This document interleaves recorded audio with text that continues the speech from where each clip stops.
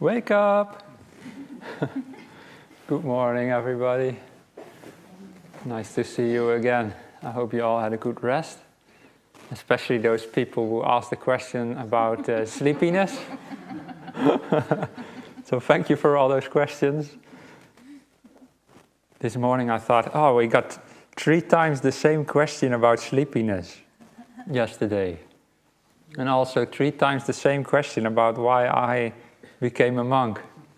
There must be one of you who has very severe dementia. And put it the same question 3 times. And if you can't remember those questions, then you're probably the one who had the dementia. And there was also a question about why is it so difficult to have loving kindness towards ourselves, and it's more easy to have it towards others. And that's what I want to talk about today. But first, I got another question this morning. And it is, Dear Bhante, thank you very much for the retreat. If you think it's appropriate, you may mention that the positions in the BSWA committee will become vacant at the next general meeting on the 29th of March.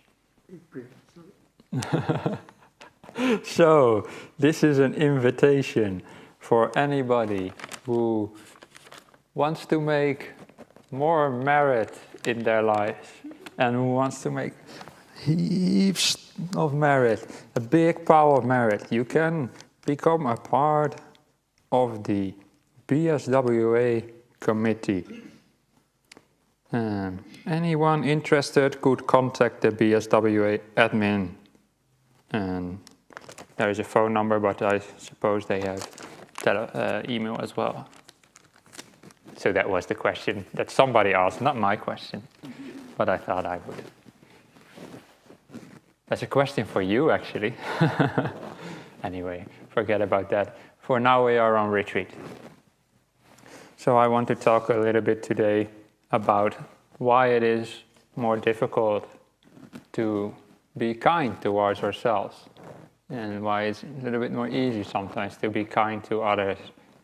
And then maybe at the end also do a little bit of guided meditation on that subject. And I live in a monastery, as you know, with lots of people. And we spend a lot of times by ourselves in our huts, just meditating, studying, and other things. And it can be a very beautiful life, but some people also struggle with it. And it seems to me that people who struggle the most are the people who think they should be better, that they should be the better monks or the better lay people living in the monastery. That whenever they make a mistake, that is really, really bad. That's what they think, and they feel very guilty about it. But the Buddha laid down this beautiful principle for the monastics, for the monks and nuns, that if they make a mistake, if we break any of the rules, then we go to another monastic and we say that we broke the rule, and that's it. That's the end of it, unless it's one of the very, very heavy rules, like killing a human being or something like that. But nobody does that in the monastery. In that case, you're no longer a monk. But with almost all of the rules, we just admit the rule and to another monk, and that's it. And then the Buddha says, it is growth in my training if you admit a mistake and then make amends for it. So but the Buddha is saying mistakes are an opportunity to learn and to grow, and they are not an opportunity to go beat yourself and be well, not literally beat yourself, but well, some people might do that as well. It's even worse. But mentally beat yourself up and feel bad. Oh, I made a mistake. I am so stupid. I should be better. No, the Buddha never gave that advice. Instead, he says, learn from your mistakes. And when I was a young boy, maybe 9-year-old, just like the little kid in one of the questions, I think I was also about 9-year-old, and I had also lots of energy and being a little wild sometimes. I remember one time my parents took me and my brother. I think I used to have two brothers, but one of them passed away. I think it was only with one brother still. So me and one of my brothers, we went on holiday. And we were in this house that was unfamiliar for me. And this house had a fireplace with a big metal fireplace box thing around it. And I was so much energy. I was running around the house, running. And my mother said, stop running. You're gonna hurt yourself or something. Just be more calm. But I, as a young child, of course, don't believe my mother. What is she talking about? I run around. Stop running. You're gonna hurt yourself. Running. Stop running. And running, what did I do? I ran straight into the fireplace. And I cut my whole leg open, like from here to here, on the metal box thing that was on there. And then I realized, I should not run. Of course, I didn't go, my mother was right. Just, I shouldn't run. Because sometimes that is just the way we learn in life. Not by being told what we should do, but by actually making the mistake. By actually, in a way, hurting ourselves sometimes. And that is an opportunity to learn. Sometimes you just need to do the wrong thing in order to know what's right. And of course, just running around a fireplace and or running around the tables and whatever and hurting yourself on a fireplace, that's nothing like, not a big thing to do wrong, but it is just an example of a simile for how we sometimes do things that might be a little bit more like morally wrong, you know. Sometimes, I don't know, you might do things that hurt somebody else instead of just you. Or you do things that you really regret. You do something that mentally hurts you instead of just physically. But then the same principle applies. You just need to learn from your mistakes and just realize, okay, I wasn't wise enough back then. I didn't, instead of beating yourself up like, I should be better, I shouldn't make mistakes, just say, this is an opportunity for me to learn. And this is where Metta comes in as well. You just accept yourself. Like, okay, back then, when I made that mistake, I just wasn't wise enough yet. So I open up to myself as I was in the past. And I realize just that I just need to learn more. I might even make that mistake again. And that just means that I'm just still not wise enough. That's okay. I don't need to be perfect. Because guilt is just another side of the coin of perfectionism.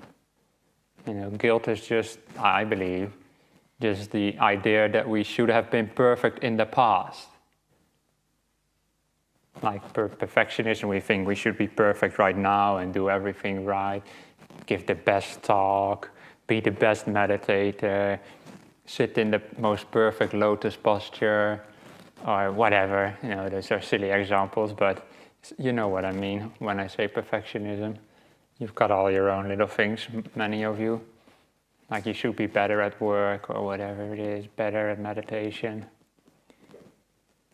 And guilt is just this same idea reflected into the past. Like, I should have been better in the past. I should not have made those mistakes. Stupid me. But As I said yesterday, nobody here is perfect. We all make mistakes. So why do we have such a high standard of ourselves? We always set higher standards of ourselves, which is silly, because we're just one of all the people here, and we're all basically just average. None of us is perfect. None of us is completely failure. We're all average. That's just the nature of human beings. And I like this story. That's from the Bible, actually. That there is. I'm not a really a biblical person, obviously, being a Buddhist, but there was something about. I think somebody committing adultery or something, and then all the people came together to do the stoning of that person. And that means that they throw stones on them. And then Jesus said, whoever never committed any sins, they should cast the first stone. And then everybody just stood there with their stone, looking at each other. Well, I should not throw the first stone. How about you? And even Jesus didn't cast a stone, so maybe he even committed sins. I don't know how that works in Christianity. No offense if there's any Christians here that I don't know your Bible very well, but it is a nice story because it shows you that nobody is perfect. So even in other religions, they have this recognition as well. And there's also another nice story in the Bible where there is a farmer, and the farmer has 100 sheep. 100 sheep in the sheep pen. And one day the farmer goes into the pen and counts his sheep, and he realizes that there's only 99 sheep left in the pen. Maybe I should count how many retreatants are here. Are they all still here? Still all, I don't know how many there are, 60? Maybe we've got 59 now. And then the farmer gets really sad and, oh no, my sheep is lost. So he goes looking throughout the town and throughout the forest, looking for his sheep. And after lots of days of searching, he found his one sheep, his 100th sheep. And he was so happy. He grabbed the sheep, yay, and brought it back home in the pen together with all the other 100 sheep. And he was so much more happy to have his single sheep back than he was with all the 99 sheep that never left the pen. And this is a story for how if somebody makes a mistake, but they come back and admit their mistake and correct themselves for it, there's so much more cause for happiness than the person who were all not making mistakes in the first place. And again, I might botch up the story a little bit because I don't know the Bible so well, but that is the essence of it. Like, I think in the Bible says it makes God very happy if you commit a mistake and you repent for it or something. But the idea that I see in there is that if we make a mistake and we realize it and just say, okay, I'm going to come back and be better again, then that is actually a cause for happiness. Just like the farmer was more happy with finding that single sheep than he was with the 99 sheep that never left the pen. It's actually a cause for happiness to be able to realize our mistakes. Even calling them mistakes is already a judgment in a way. It's just opportunities to learn when we do something that might be regrettable. Don't get stuck on them, is what I'm saying. And realize that we are all here in life to grow and to learn. And this is when the feeling of acceptance and metta is so important to have towards ourselves.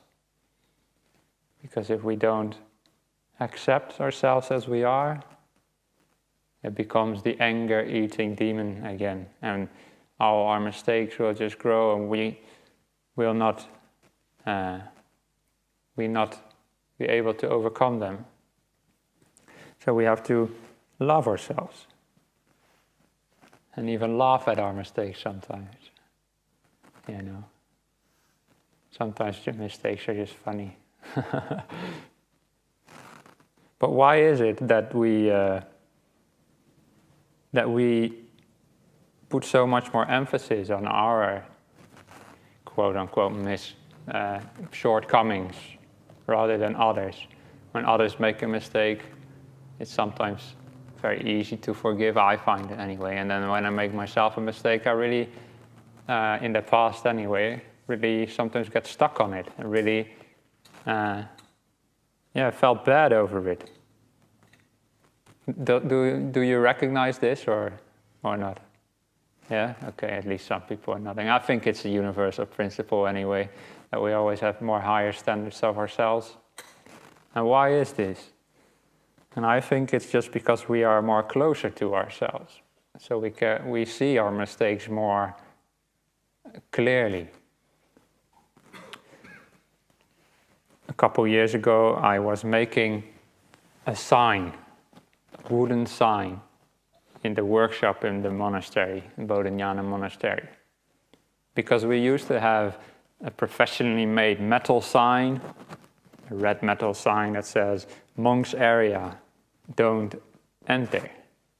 Because we want to have not the lay people walking all over the monastery. But somebody stole that sign. Really? So some pub somewhere, some teenager's room or whatever, probably full of all those stolen road signs, and now they also have on their door, "Monks area, don't enter." Maybe every time they read the sign, they remember, that peaceful monastery where I stole the sign. I don't know if it's bad karma or good karma.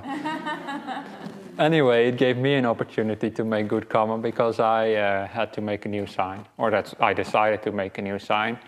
Instead of ordering a new metal sign that might get stolen again, I thought I'd just make a simple one out of wood, something that nobody really cares about putting on their wall.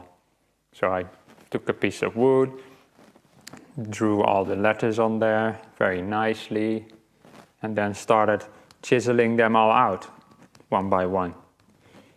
But this all went really, really badly. Like monks area, the A, there's like this thing. And for example, I accidentally chopped out the whole middle of the A as well. Not just the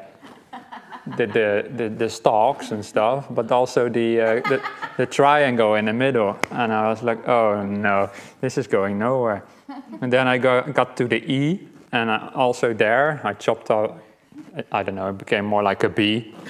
And I was like, my plan for this sign looks so beautiful in my mind, but now it looks all bad, and even the letters that I didn't chop out a bit were still all raggedy, and all the things were looking really bad.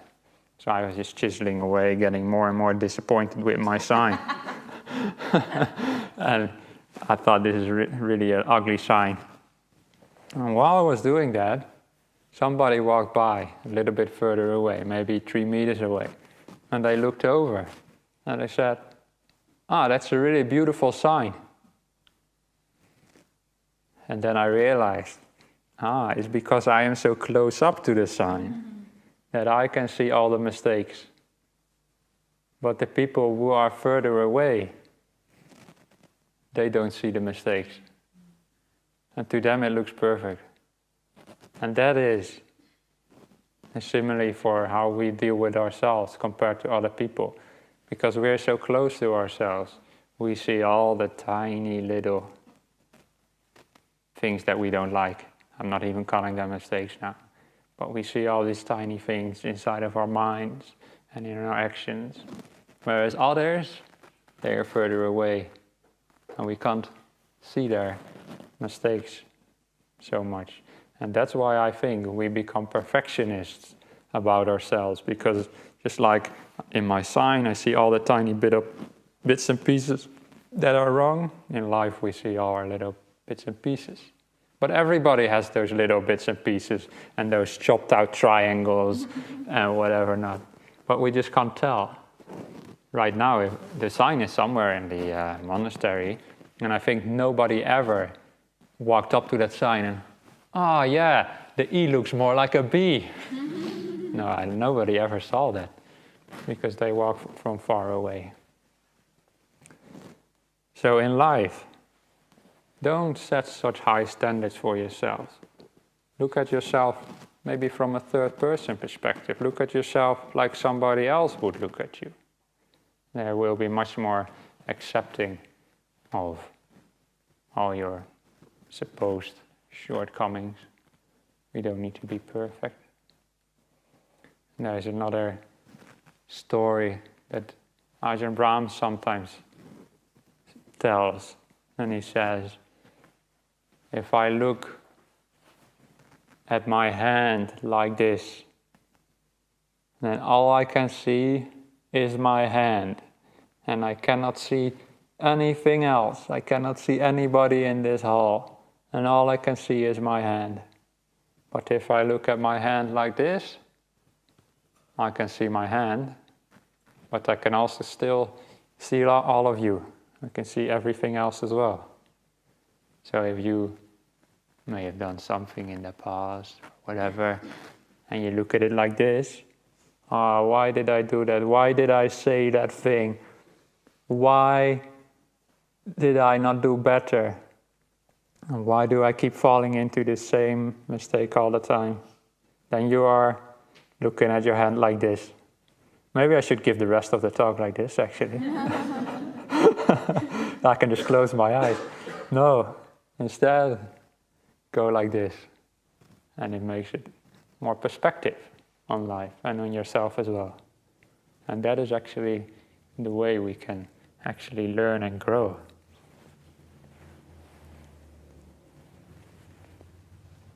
So it's the way we look at life and look at ourselves that changes everything. And looking like this is fault finding. It's not having metta. Looking like this, that is having metta. And actually looking like this, that is having the best metta. Don't see mistakes. Just realize that you're already perfect as you are. Open up to yourself as you are.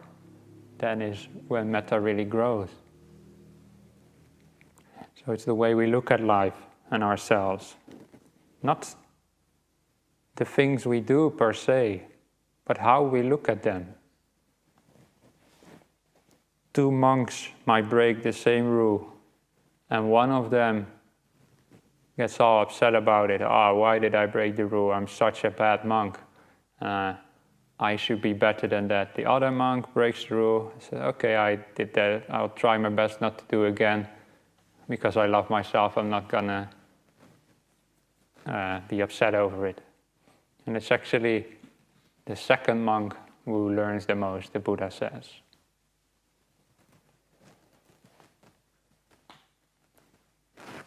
Now there was once, a long time ago, in India again, a very wise nun. And she lived on the top of the mountain. I make this story always about a wise nun, because for some reason it's always wise men living on the mountaintop, with a long beard and everything.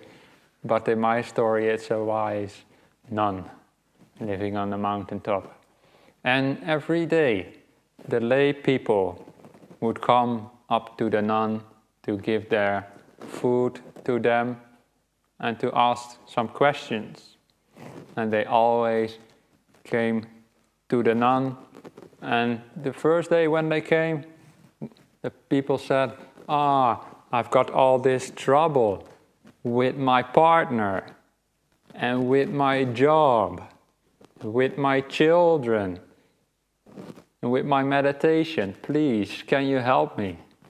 And the nun gave some advice, and then also made a little joke about nuns not having any attachment or something.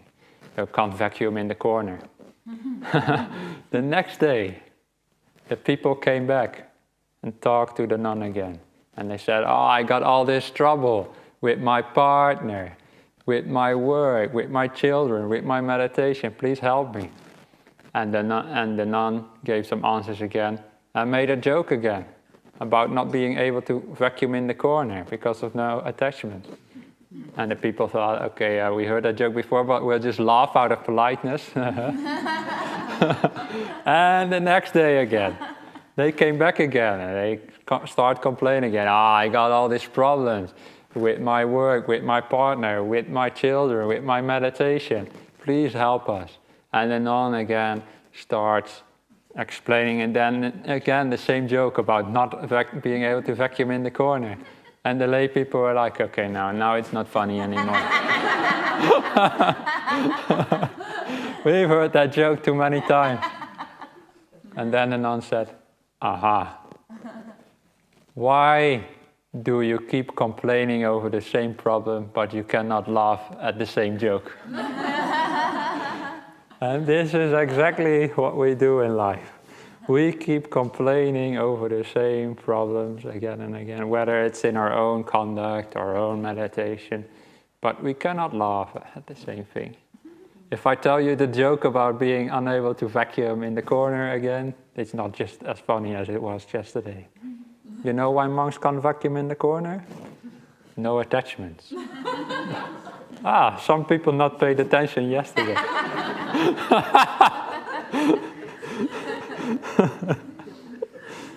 Okay, here's another joke. So I used to play the drums when I was a young man, and of course very loud. So I got tinnitus from that. You know what that is?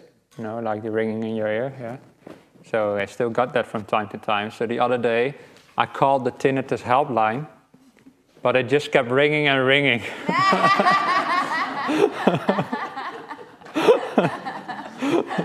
Okay, that's bad. I don't really have tinnitus. But the story about the wise nun on the mountaintop. This is a very good joke, and actually a very joke that teaches us something. Because we do complain about the same problem again and again. We get stuck in negativity. Nobody gets stuck in positivity. Mm-hmm. Why can it not be the other way around? I'm so positive all the time. Nobody ever comes to a monk and complains, I'm so positive all the time. That joke is funny, by the way, because as monks, when we sit upstairs with Ajahn Brahm, it's exactly like that. People always come upstairs and ask him about their husband and their children, all the things that monks don't have, about their work. We don't have a job as well, so. Well, maybe they ask monks and nuns because we live sort of outside of the box, so we can think outside of the box sometimes. But anyway, point I'm making is, why do we get stuck in the negative? Instead, can we not be more positive in life? And being more positive, this is again where loving kindness comes in as well. Because to be positive towards ourselves, we first have to be kind towards ourselves. If we are unkind, we set all these high standards of ourselves, it's so hard to be happy and positive. And a long time ago in India, no, all my stories happened a long time ago in India. I don't know, must have been a really interesting place.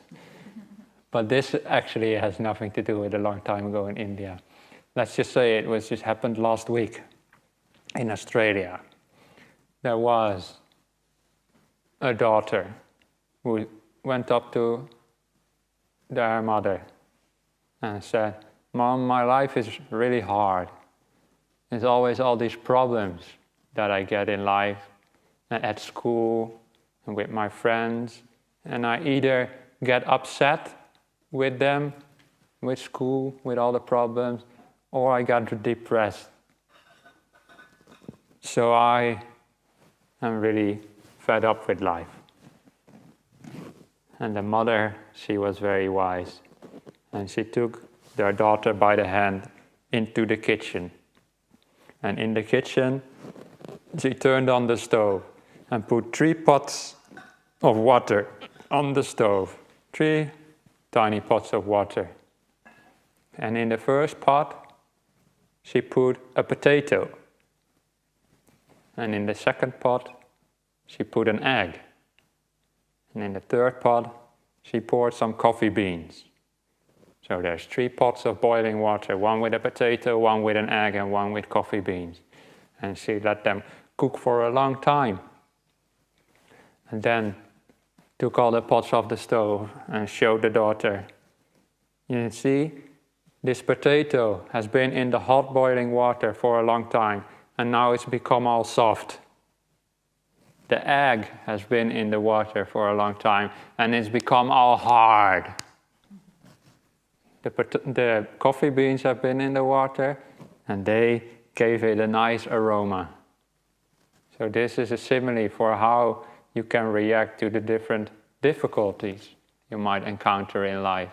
The difficulties are like hot water that tries to hurt you.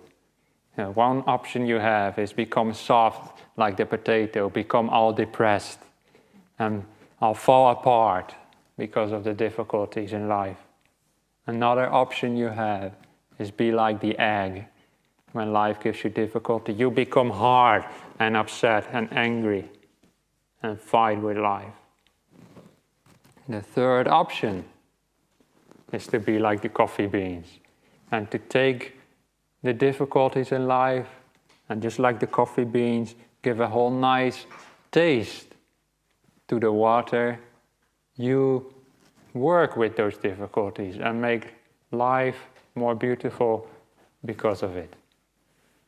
And then the daughter was like, yes, I don't want to be a potato or an egg. I want to be like the coffee beans. So how about you? Do you want to be a potato or an egg or a coffee beans? I think you get the idea. Often we want to be coffee beans, but we are potatoes. We become all soft and depressed. Life, no good. Or we are stupid eggs, and we become hard and angry with life. And we forget that feeling of kindness inside, the feeling of metta. So those are just some thoughts for you to reflect on. But this is the thing sometimes with Dhamma talks like this. People listen to the talks and they go, sadhu, sadhu, sadhu, and then they walk away and do their life. And then it only helps a little bit. The Buddha's path, or in case you're not a Buddhist, just life's path is not just about listening to a talk and then going sadhu, sadhu. You actually have to put it into practice as well. And all of you realize this, otherwise you wouldn't be here on a meditation retreat. So let's learn how to not be potatoes and eggs by doing some meditation together, by actually putting some of these ideas into real practice inside of our hearts. And that is the way we really learn how to be like coffee beans. So I will give a little guided meditation now.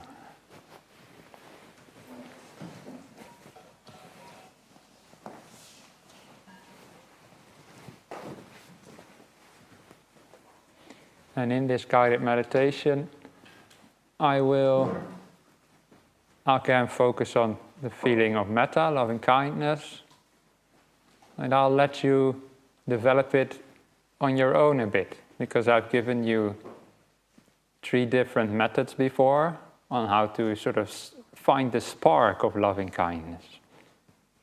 And just as a reminder, those methods were imagining being with a good friend, wishing them kindness, or imagining being with an animal, or a Mercedes in case you wear a hoon, or whatever works for you.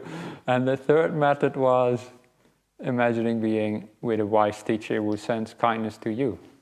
like being with the Buddha or something. And after you develop some of that kindness, then I will guide you through sending it specifically towards ourselves and to forgive any kind of things we might have done in the past.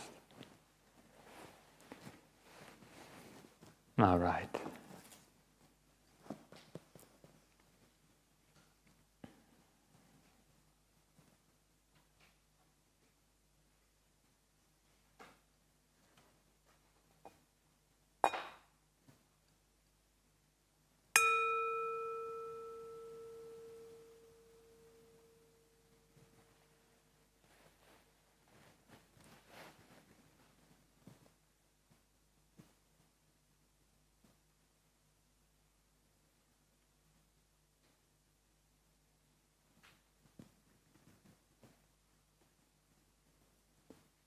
Before we do any specific meditation, whether it be loving kindness or the breath or anything else, it's always advisable to relax your body first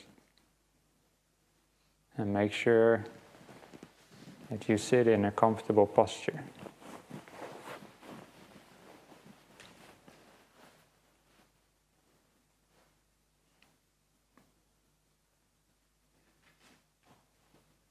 Because it's easy to just forget about our body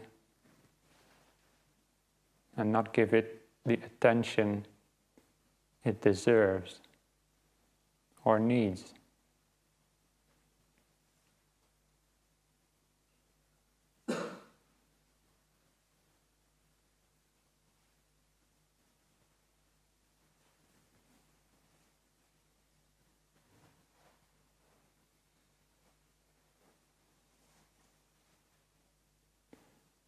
So always take a couple of minutes at the start of the meditation to get in touch with your body.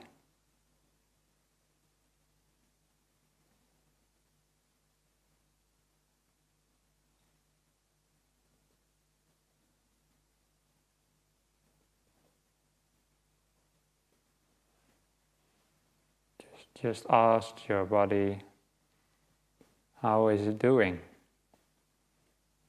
And is there anything I can do to make the body more comfortable?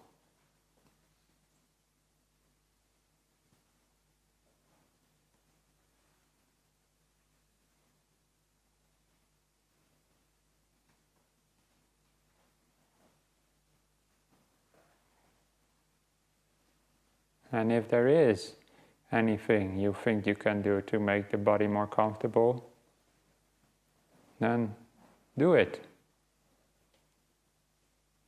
Don't think, I'm just going to ignore this itch or pain. If you do that, it'll most of the time just get more and more annoying or come to disturb you later on in the meditation.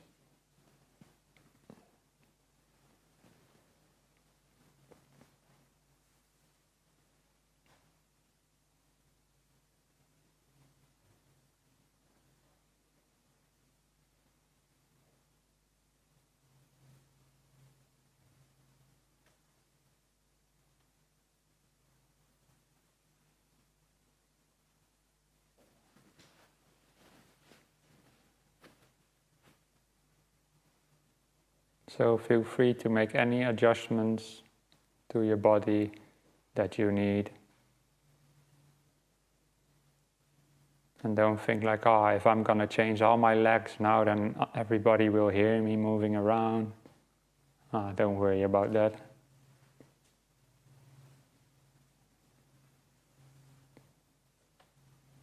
Just change whatever you have to.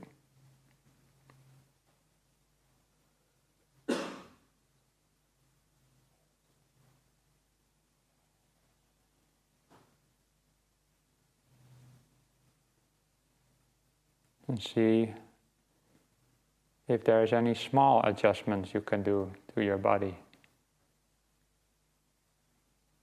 changing a tiny bit the angle of your back or of your neck.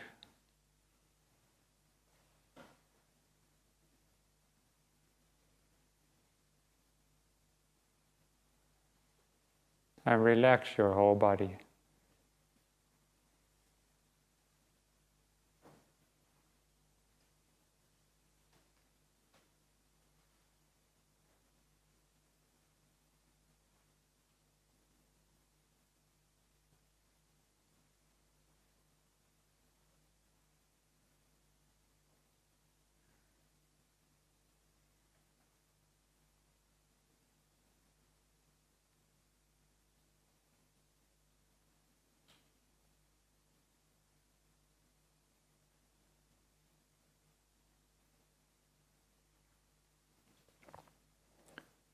There will always be some aches and pains in the body,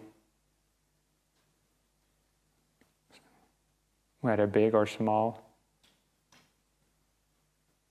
And this is only natural.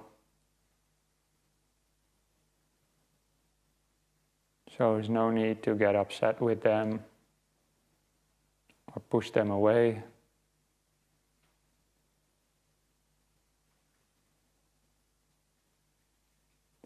Just realize that this is a part of life.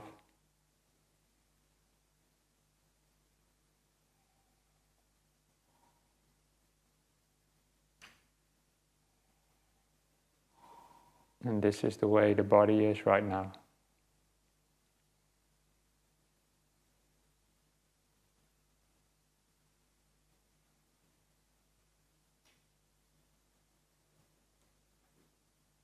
And you'll notice that by being kind to the body, especially being kind to the aches and tension, that it will relax, even if just a little bit.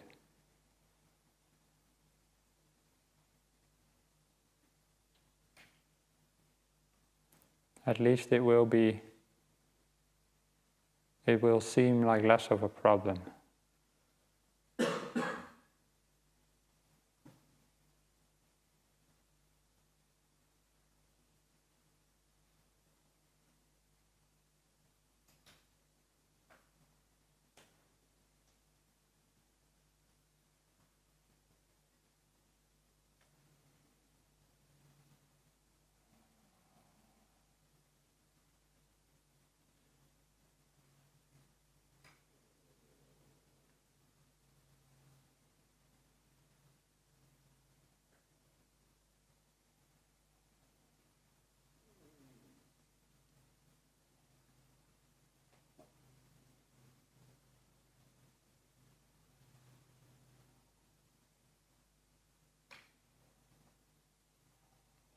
And don't forget to relax your body as deeply as you can.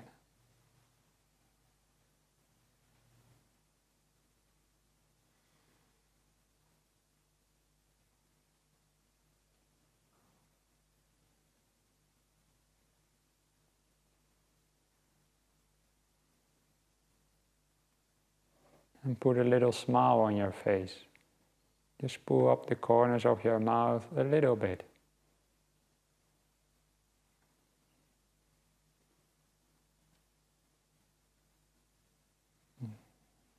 You might notice that the mind smiles back. You become a little bit more happy most of the time when you do this.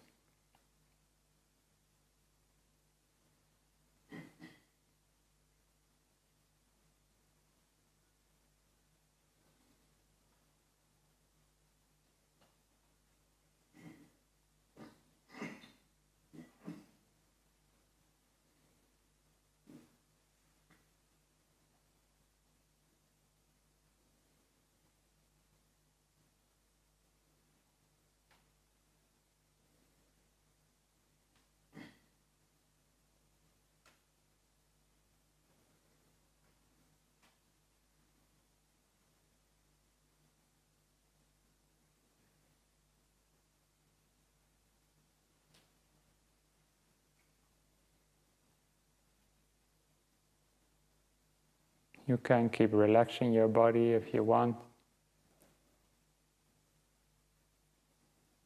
But once you find some decent position in your body, I would like to invite you to find that feeling of loving kindness inside.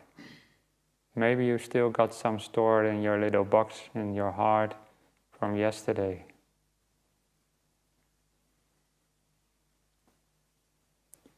Otherwise, use whatever method you find helpful. One of those methods that I taught you before to give rise to some of these feelings of acceptance and kindness.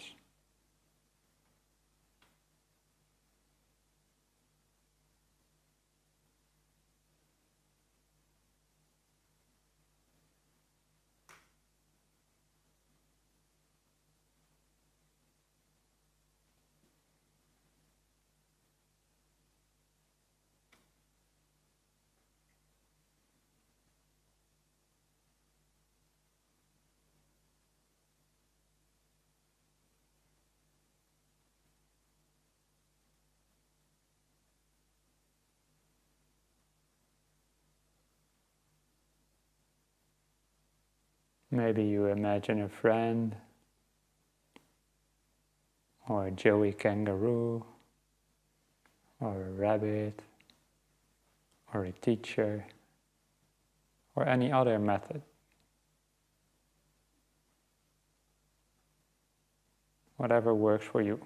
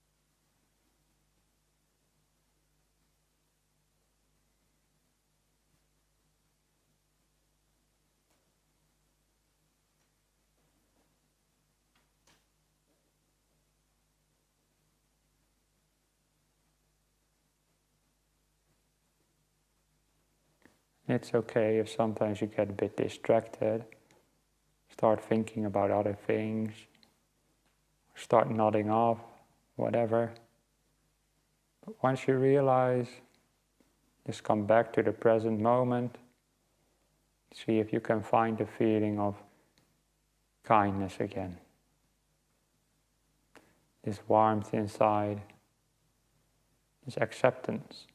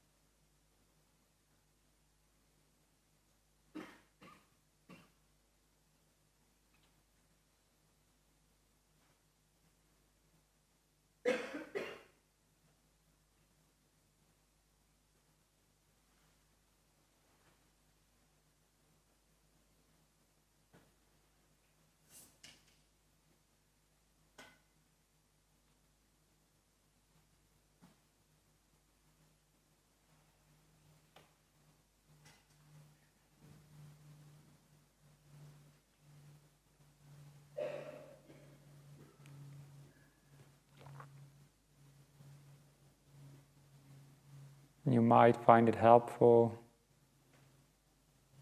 if you find a start to this feeling of metta to spread it towards other people in this hall.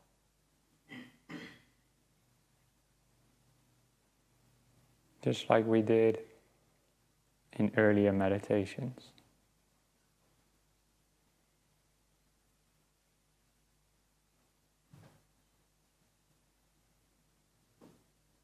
May everybody here find peace.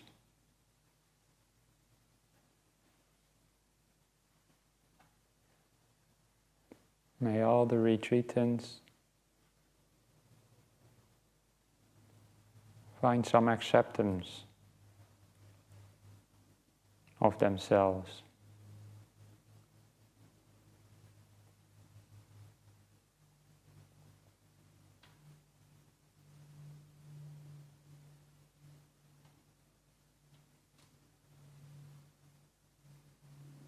May they be happy.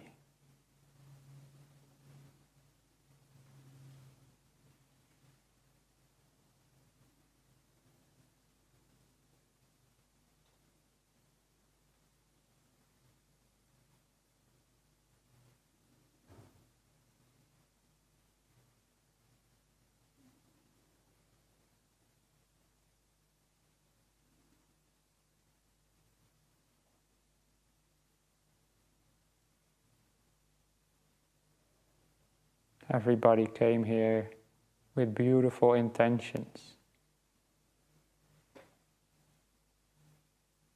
And may those intentions be fulfilled.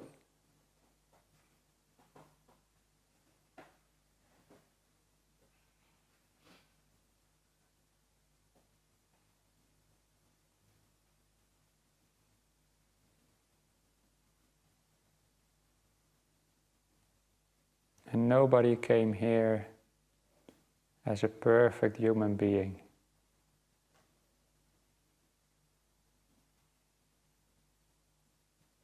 But we accept them all, flaws included.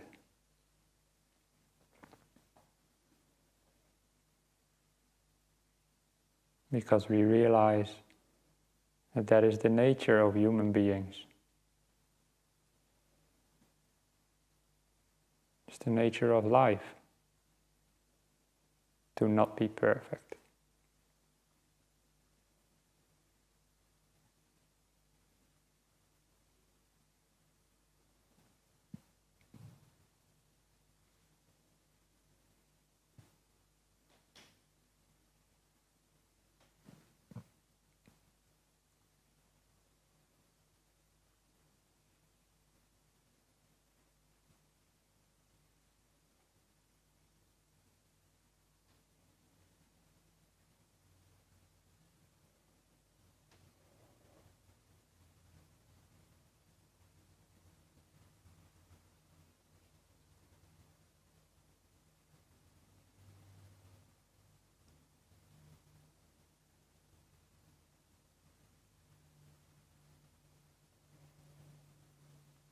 And it might spread this feeling even further out beyond the walls of this hall, including the rest of this property called Jhana Grove, including all the people working elsewhere, still in the kitchen, all the animals, kangaroos, the lizards, the teddy bears,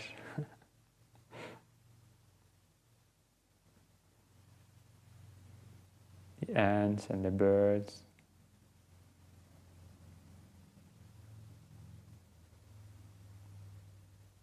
May they all find enough to eat.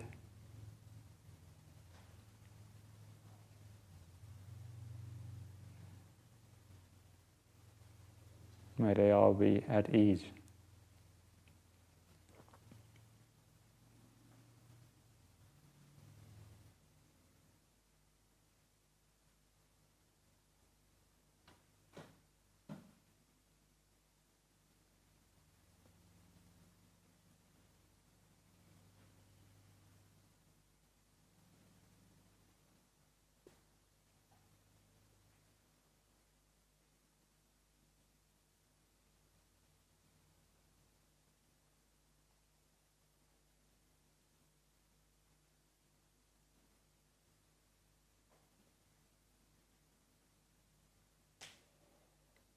Then you can include also all beings outside of this property,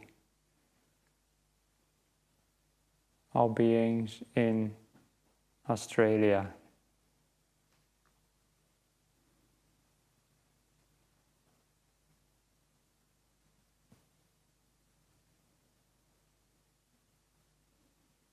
all the millions of beings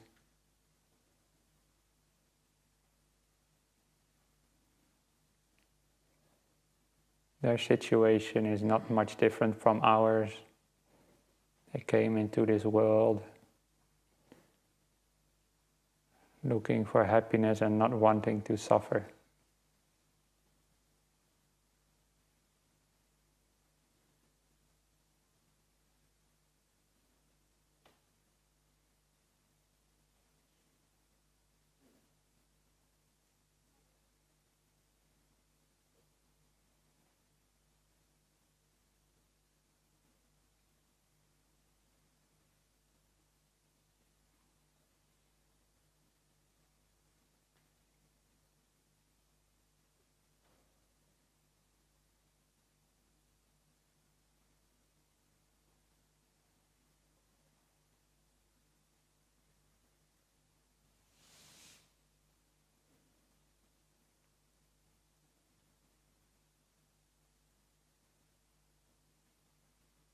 And going beyond the borders of Australia, including the rest of the world as well.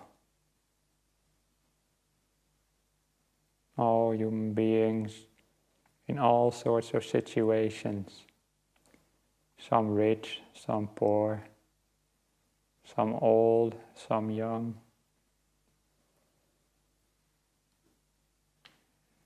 some happy, some not. But whatever, we include them all as friends.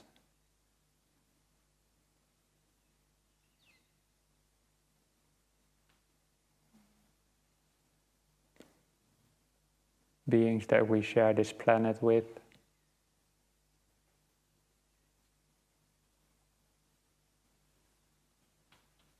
All just looking for less suffering, just like us.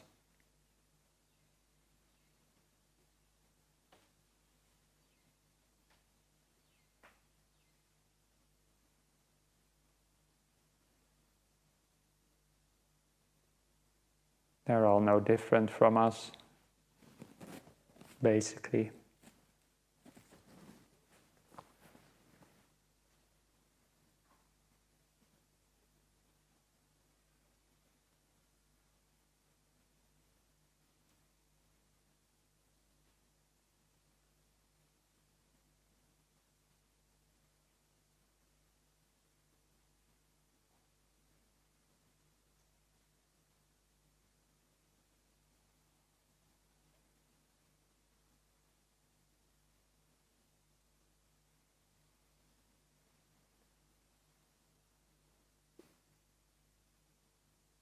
Now see if you can somehow flare up that emotion of kindness again in whatever way was most useful to you. And after doing so, direct it towards yourself.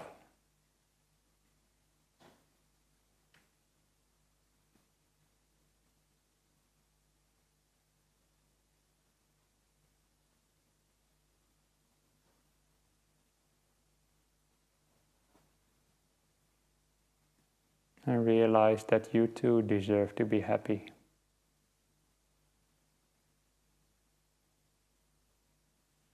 That you deserve to be your own friend.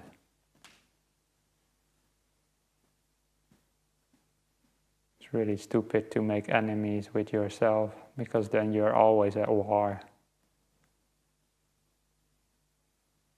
But through metta, we can make peace.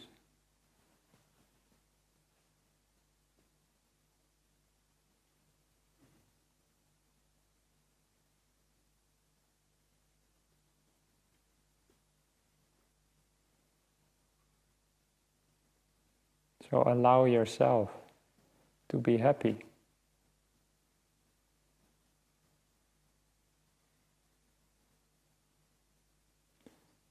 Allow yourself to be imperfect.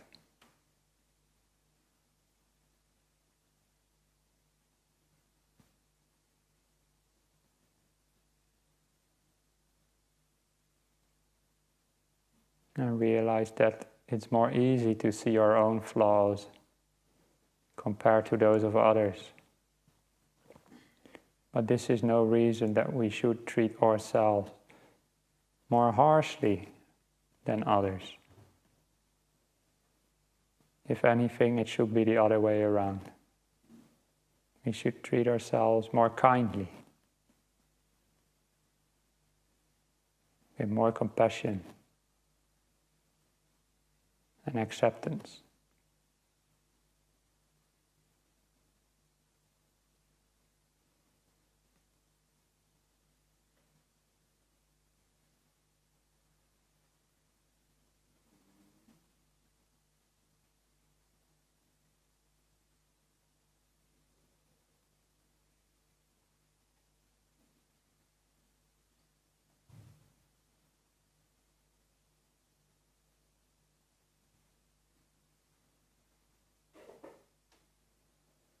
Now I would like to invite you to try something new we haven't done before.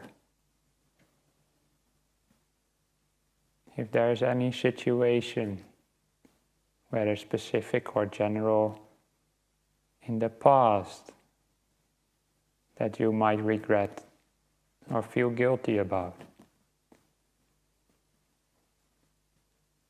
anything you might have said or done to another person, any kind of addictive pattern you might have, any harm you might have caused. Imagine your past self in that situation.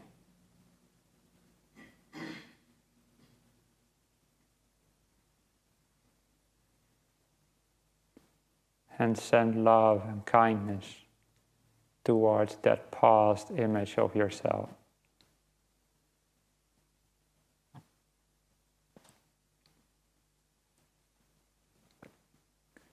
And realizing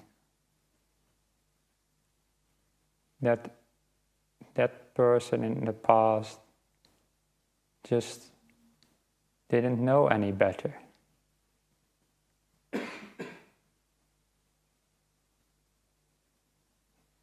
They acted in ways to try and find happiness, although those ways might have been a bit ill-informed. So we can send love to our past as well.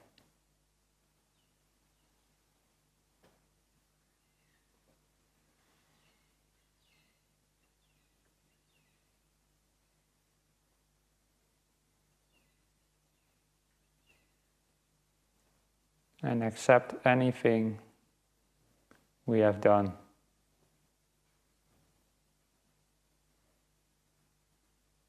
It's all okay, whatever you have done. It can be forgiven.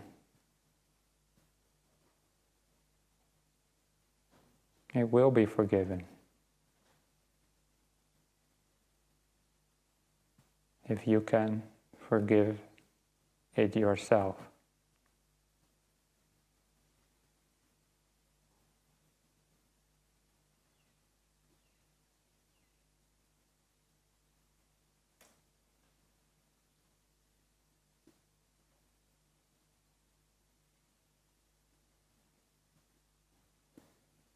And in the future,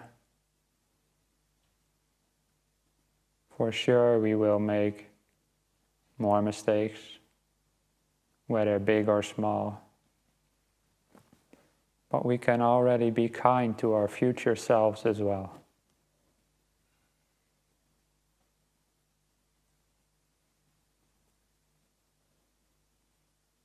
No need to be perfect in life.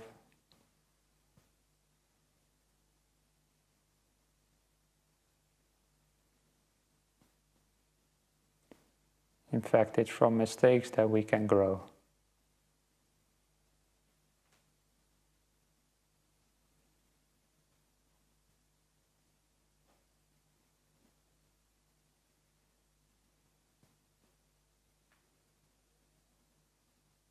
So send some kindness to your future self as well.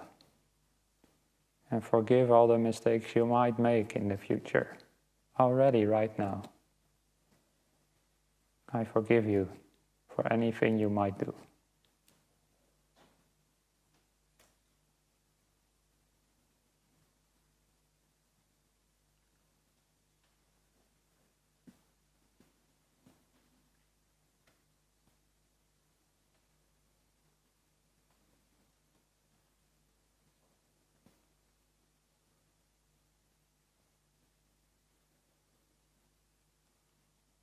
And now, since all these meditations, guided meditations, have been quite active, with a lot of imagination, for the next 10 minutes, I suggest we just sit here.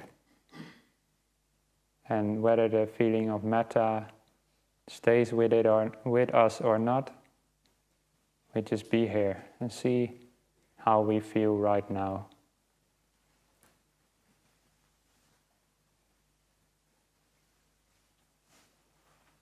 Just here in this present moment, sharing this place together.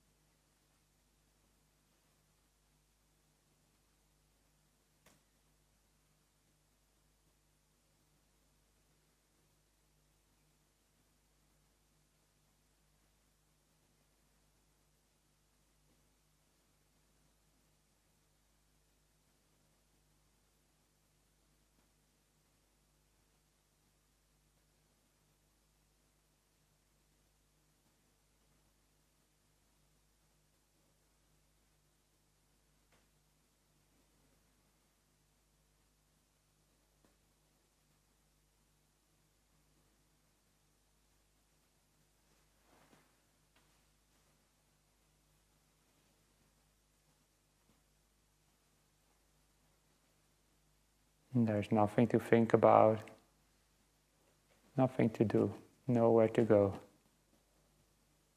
except just being here.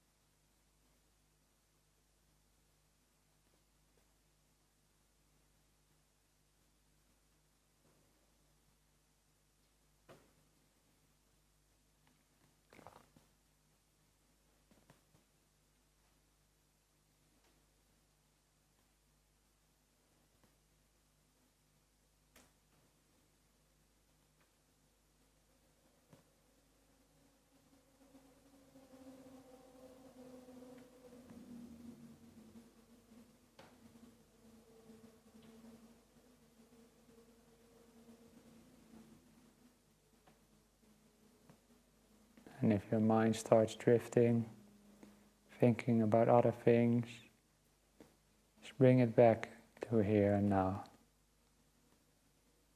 gently.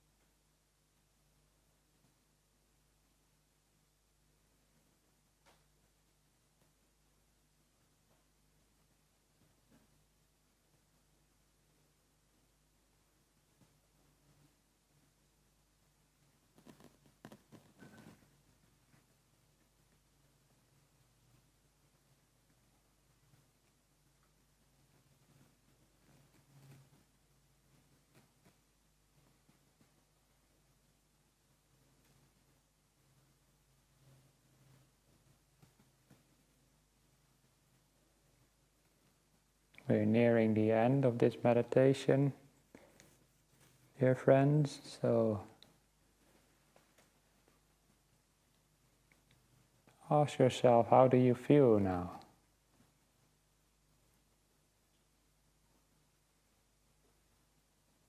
Perhaps you feel a little bit more at ease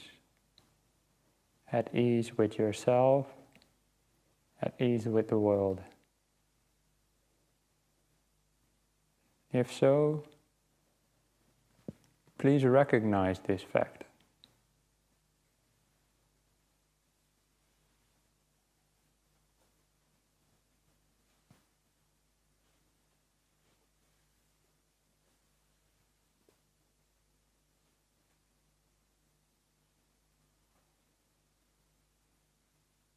Because that is a sign that the meditation worked.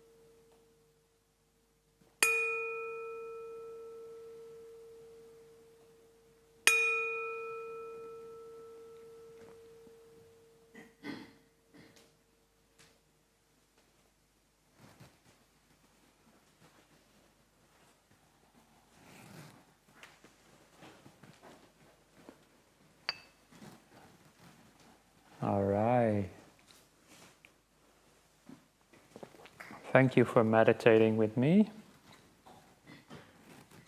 And I hope these instructions are helpful. But again, they're just suggestions, so sometimes they don't work, sometimes they might. It's just some different ideas, some new techniques that you might not never have heard before. Some ways to learn how to be kind, not just to others, but specifically to ourselves. Some ways to actively work with any possible regrets or guilt you might have. This is not necessary to have. Actually, to actively forgive yourself, your past self, and even your future self for any mistakes you might have made or will make in the future. And I said many times today, it's just the nature of human beings that we make mistakes. Nobody is perfect. That reminds me when a year or two ago I was staying in another monastery. And in that monastery I was staying not in a little hut by myself like I have the privilege here, but I was staying in a house together with a layperson. And that layperson was day in and day out sweeping the floor, mopping, cleaning, doing all this cleaning stuff. And I sit there, meditate in my room, and bang, bang, bang, the broom against the door again. Again and again, and vacuum cleaner and everything. And at first I just let it be, but I thought maybe they're just a little bit restless or whatever. But then at some point I decided I'm gonna ask. Because this is just obsessive or whatever.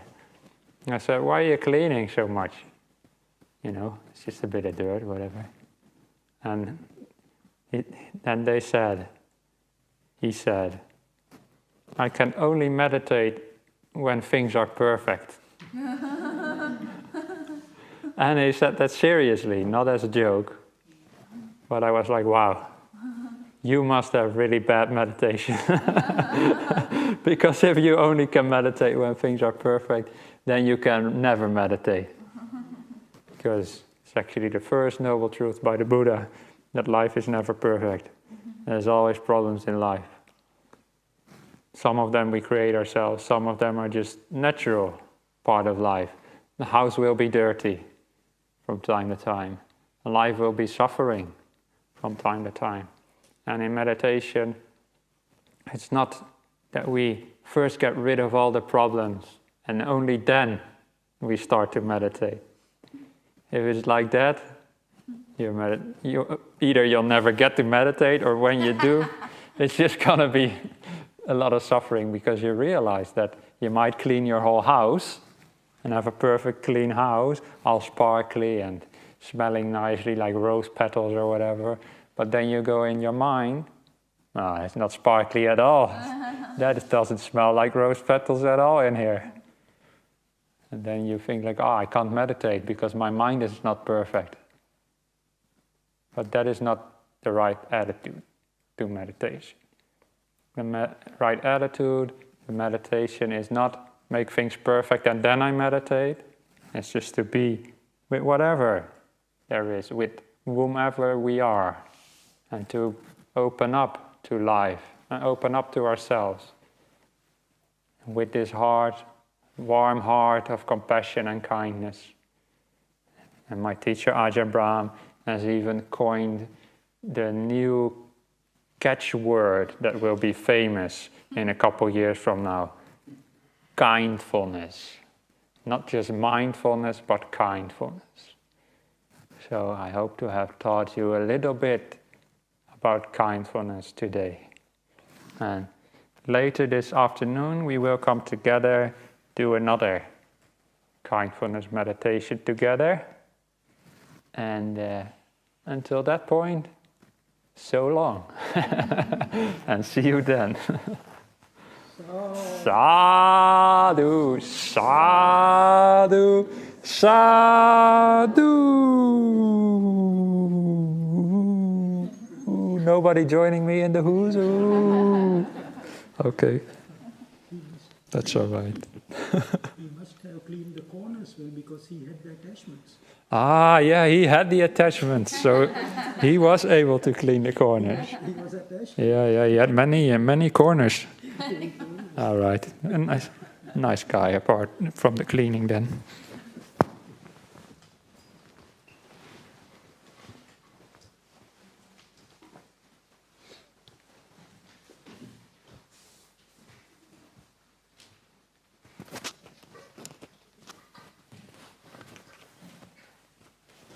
If you look in my hut, you'll find a lot of dust in the corners.